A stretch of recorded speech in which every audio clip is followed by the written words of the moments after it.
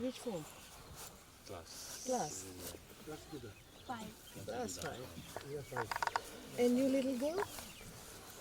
How are you? Good?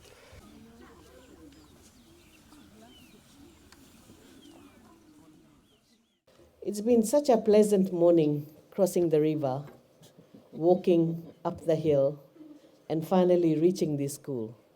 I'd done my morning walk.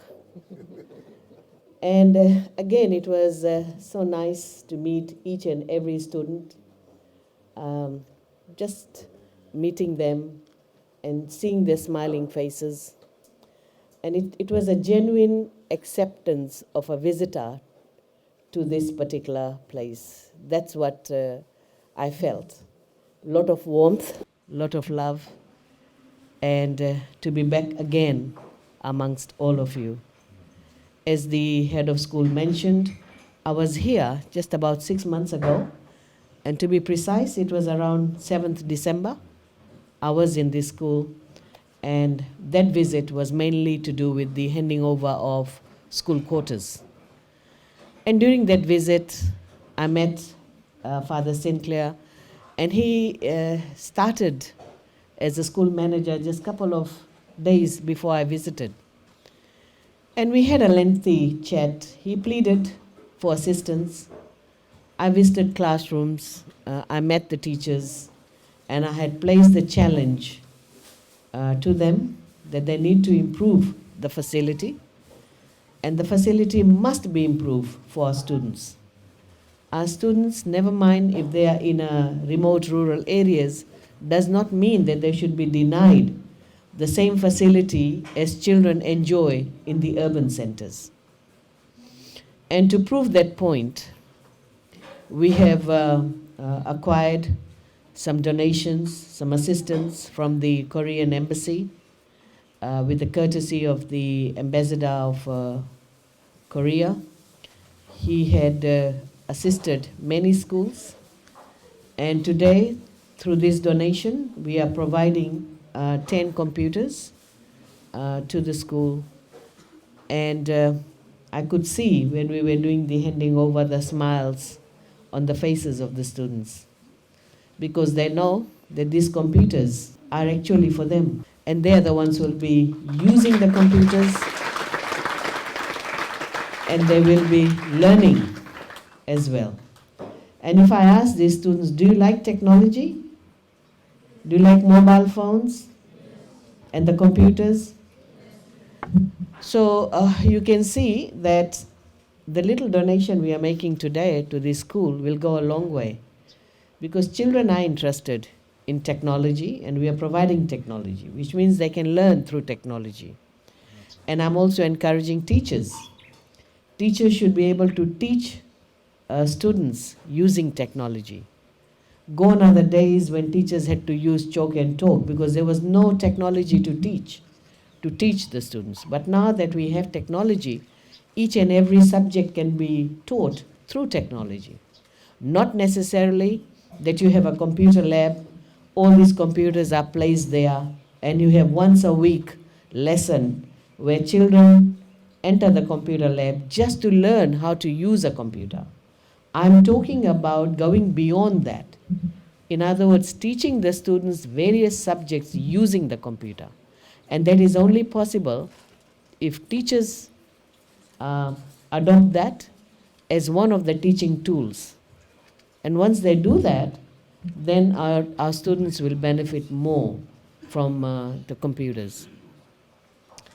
Ladies and gentlemen, as I mentioned earlier on, that it is in the government's interest to make sure that each and every school is well resourced, and there is no differentiation between a school in rural or maritime area when you compare one with the in the urban centers, because we provide equal amount of school grant to each and every school, but in fact we provide slightly more grant to schools in rural and maritime areas, because we do understand that things can be, some of the things that the school needs, and if they want to buy it from the neighboring shops or from the town, it can be little expensive, or the transportation cost from here to the main center can be expensive.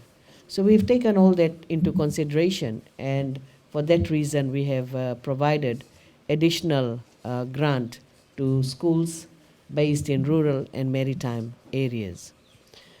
The ministry, with the help of Prime Minister's office, we will be providing the school with a boat and the engine. So,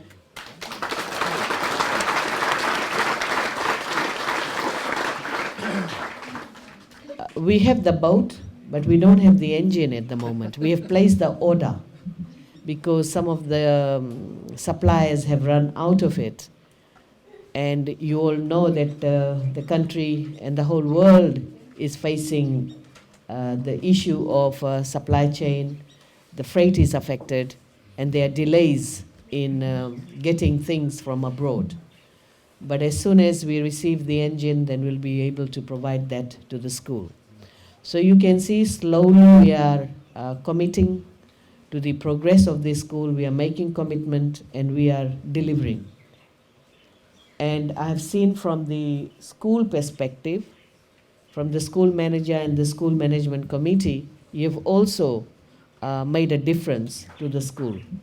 I can see some of these classrooms have been painted, it looks presentable, it's maintained well, but continue doing that, and as and when we can help you, we will definitely help you.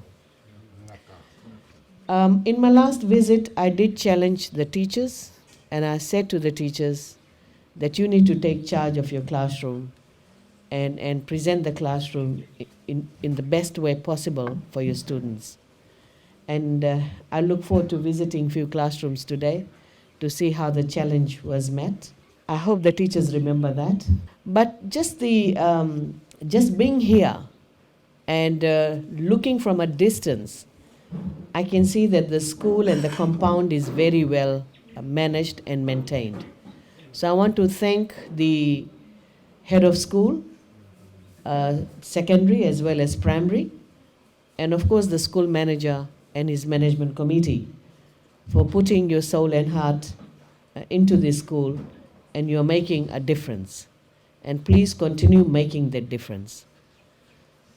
I would like to know if students need assistance. If any of the students need assistance in the way of uniform or belts or school bag or stationery, please let us know.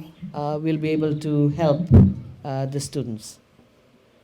Right, so students can come up with their list, and you let us know, and we'll be able to organize some assistance for you.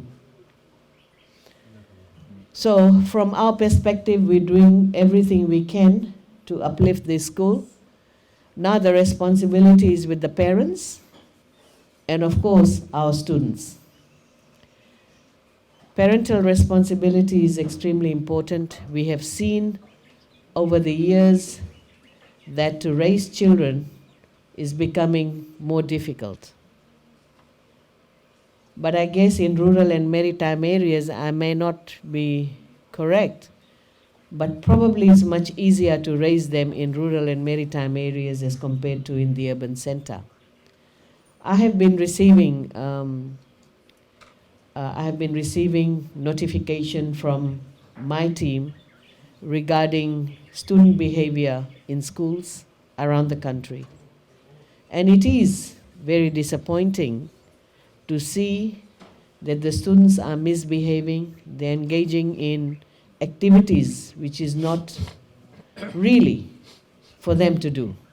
But this is what we find. Their children caught with drugs, their children caught with suicide notes, their children are caught smoking, and not only that, they're caught in brawl, they're fighting amongst themselves, and even young children are caught stealing. And this is a concern not only for the parents, for the school teachers, but for the society as a whole. As a community, we all should be concerned about this. There's something not right, and we need to fix that. Now, one way of improving upon that is through education. And as of this year, we have introduced civic and moral education. And the purpose of civic and moral education is specifically to change student behavior. It is not a subject which will be tested, which will be graded, where it will carry a score. No. This subject is not for test purposes. This course is for behavior change. We don't want to test students' knowledge, but we want to see the change in the way they behave towards elders, the way they behave in the community, how they behave with one another, and how they can become good citizens in our community. That is the purpose of that course. But besides that, I'm urging parents and guardians that you need to take tender care of children at this age. If you mold them well, they will be at your side. But if you don't spend time with them, then your struggles will begin at a later age. So I encourage you all to look after your children, talk to them, reason things out with them, encourage them, motivate them, so that they become good citizens as well as they'll be able to achieve their dreams. For the teachers, I know it's not easy to teach in this day and age.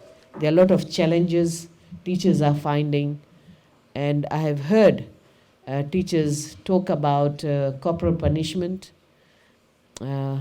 which sheer, you can say, out of love, or probably as a concerned teacher, just like sometimes they smack their own children at home, and they do the same with their students.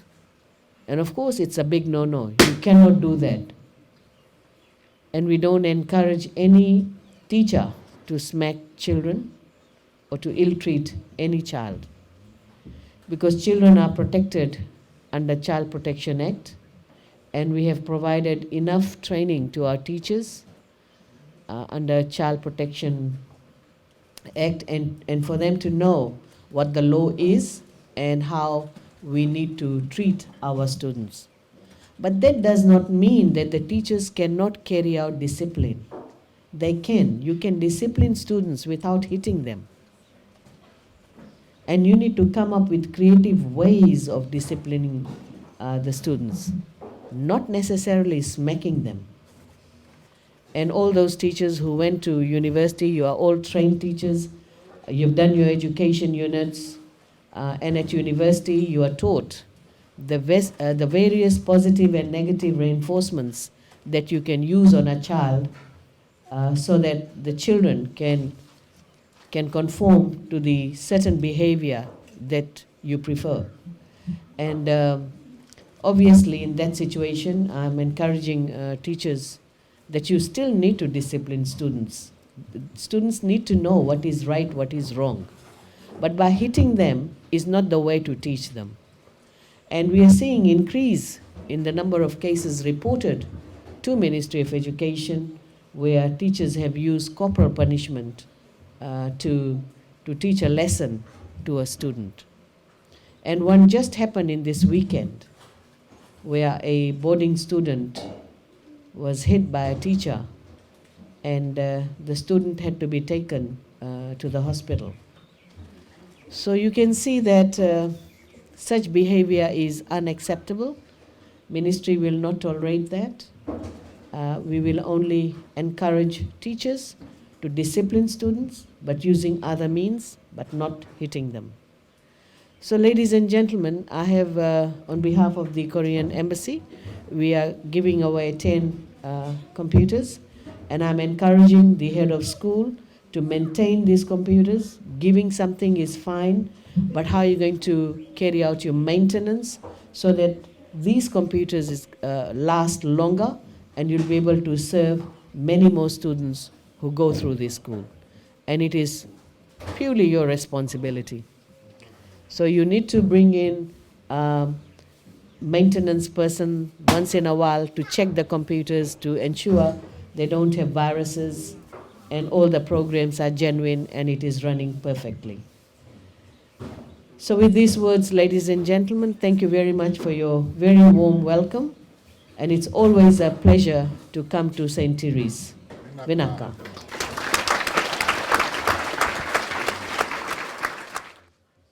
I wish to acknowledge the kind donation of the 10 computers